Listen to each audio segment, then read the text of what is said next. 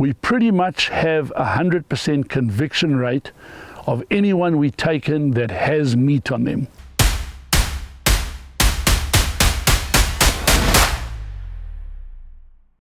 What happened here during the war, there were thousands of discarded vehicles all over the place, and the poachers would remove the leaf springs from the vehicles.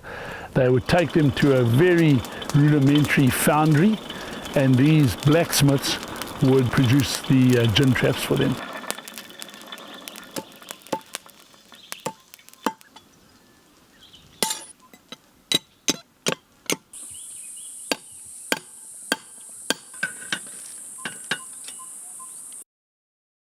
The poacher, they just go and find any springs that they find, and then they carry on making the gin trap.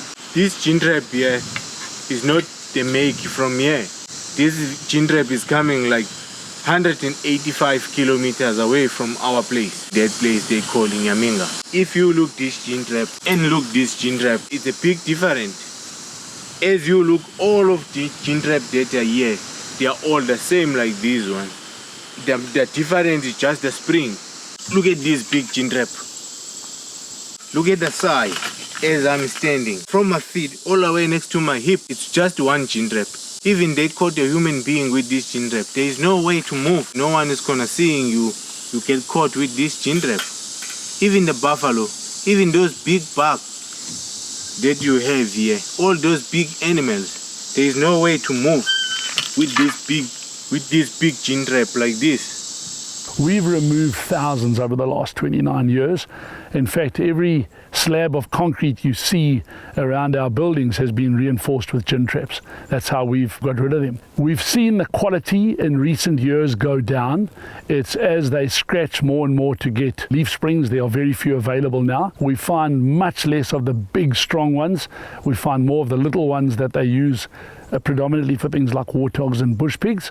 But it still is a curse for us. We work largely with a network of informants on that. It depends into the season, because as they start doing the harvesting the crops, they are not going much into the bush. The time of planting the crops, they are not going into the bush. And in this year, we got a lot of cyclone in Mozambique. So all the food of the people from the garden, the water you wash it away before you get harvesting. So the poacher, they come more, but us, we are anti-poaching from Zambeze Delta Safari. We are fighting more and more to keep this poacher away.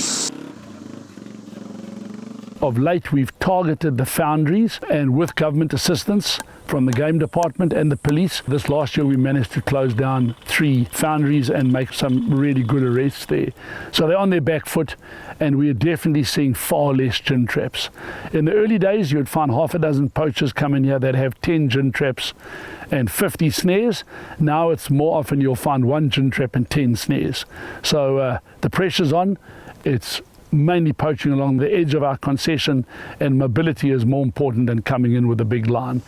But the number of gin traps are certainly being reduced as we take more and more out of the system. They're not being replaced as easily. In the early days when we came in here, there was a legal system of community courts which were run by the elders, the chiefs and the ndunas. Typically sentences were very light. 14 days work was the norm. They would be given back to you to work. We'd use them on roads, opening of water holes or anything that was needed. I think where it fell down was obviously they were far more lenient on family members or close community members. They were a lot harder on people that came in from the outside. At the same time, you were just familiarizing those people with your operation. They saw firsthand your rangers coming and going. They saw your camps. If you were opening roads with them, they got out and saw new areas. Ultimately, the legal system in Mozambique intervened and said while they respected the traditional courts, they weren't really put in place to handle things like poaching. And they insisted we brought all of the poachers and put them through the actual country's court system. It also took a bit of education from us. We hired a lawyer from Maputo, a young lady who came out here.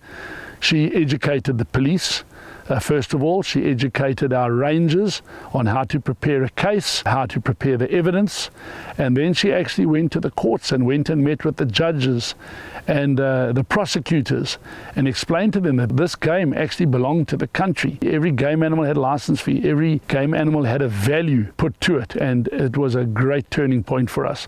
All of a sudden people went from getting a slap on the wrist to getting a decent sentence. Eight months the first time round, 2 years the second time round, and if you had anything like a pangolin or a lion or a cheetah, well, you were going to do some serious time inside. We pretty much have 100% conviction rate of anyone we take in that has meat on them.